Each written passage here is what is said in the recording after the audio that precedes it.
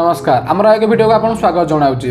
आज हूँ 75तम साधारणतंत्र दिवस। कौन आप जानते जे भारत में जानुआरी 26 महत्व कौन और जानुआरी 26 भारत में गणतंत्र दिवस किपरि पालन कराए आसतु जाना।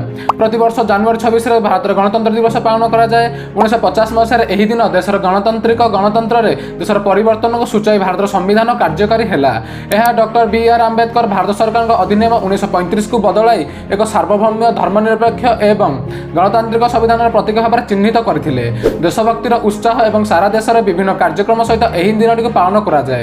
यही उत्सव में राजधानी नुआदिल्ली एक ग्रांड परेड अंतर्भुक्त जहाँ देशर सामरिक शक्ति सांस्कृतिक विविधता और सफलता को दर्शाऊँगी।